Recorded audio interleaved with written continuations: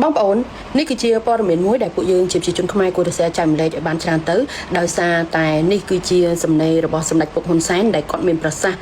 ជាច្រើនតាក់ទងពីបញ្ហានៃការលុប MOU 44របស់សៀមហើយចៅសៀមក៏កំពុងតែ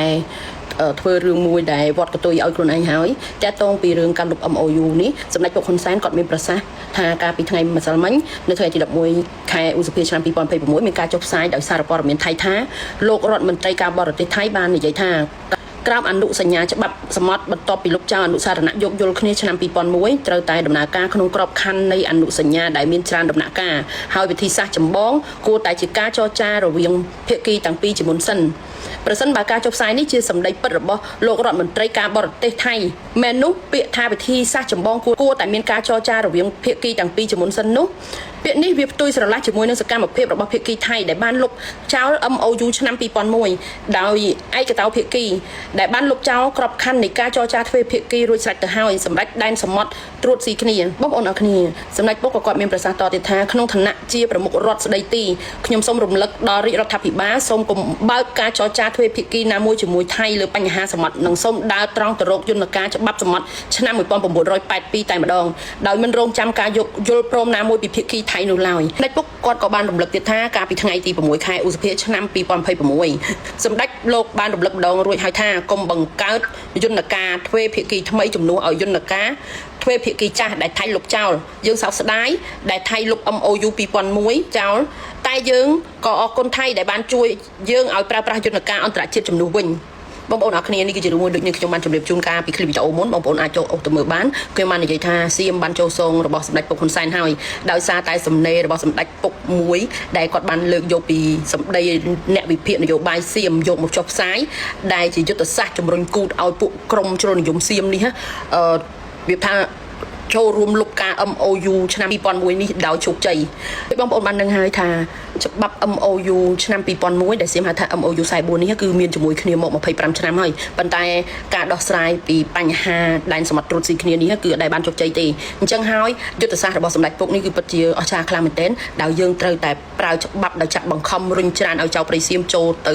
ក្នុងផែនការនៃការកាត់ក្តីតាមអន្តរជាតិនេះគឺជារឿងមួយដូចនេះខ្ញុំបានជម្រាបការពីវីដេអូមុនអញ្ចឹងថាសូមជឿជាក់លើការធ្វើការរបស់ថ្នាក់ដឹកនាំគាត់មិនអាចនឹងនាំប្រទេសយើងទៅរកការបាត់បង់ទឹកដីទេគឺមានតែការយកជោគជ័យមកឲ្យក្នុងប្រទេសជាតិយើងប៉ុន្តែគ្រាន់តែថាពួកយើងត្រូវប្រើពេលបងប្អូនណា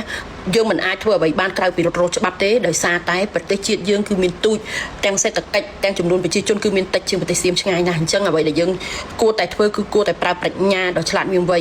ធ្វើជាមួយនឹងពួកដែលមានសន្តានជាចៅដីរឆានទើបយើងអាចឈ្នះលើវាបានណាបងប្អូនយើងត្រូវតែមានភាពអំណត់អត់ធ្មត់តស៊ូទៅជាមួយគ្នាដើម្បីទទួលបានជោគជ័យវាគឺជារឿងមួយដូចនេះខ្ញុំបានជម្រាបចឹងខ្ញុំមិនបានឈរខាងណាទេប៉ុន្តែខ្ញុំឈរលើគោលការណ៍ការពារទឹកដីមួយនេះដោយសារតែខ្ញុំជាមនុស្សម្នាក់ចូលចិត្តទៅស្ដាប់វិភាគជាមួយនឹងនយោបាយក្នុងប្រទេសសៀមមនុស្សជាច្រើនកំពុងតែវាថាមានការខកចិត្តជាមួយនឹងរាជរដ្ឋាភិបាលសៀមនៅពេលបច្ចុប្បន្នដែលវាសម្រេចលុប MOU ឆ្នាំ2001ជាមួយនឹងខ្មែរយើងដោយគេបាននិយាយហើយថាបើសិនជាមានការលុប MOU នេះចោលគឺដូចជាសៀមនេះដើរចូលសងរបស់ខ្មែរយើងចឹងឥឡូវនេះសម្ដេចគាត់បានប្រកាសហើយថាដាច់ខាតគឺមិនមានការចរចាទ្វេភាគីជាមួយនឹងចៅព្រៃសៀមទេសន្តានជាចៅគឺមិនអាចកែបាននោះទេណោះនេះភុកមឹងនេះណាខាខខ្វាមของសម្ដេចพ่อហ៊ុនសែនของกูสมเด็จเขาก็ออกมาพูดแล้วนะคะว่าเขาจะไม่เอาการเจรจาทเวภาคีกับพวกมึงหรอกเพราะว่าเขาเคยออกมาเตือนสติพวกมึงแล้วนะคะว่าอย่าหลบการเจรจาทเวภาคีเก่าแล้วจะเอาการเจรจาทเวภาคีใหม่มาคุยกับเขาเขาจะไม่ยอมมีแต่เรื่องเดียวค่ะต้องไปคุยกันกับ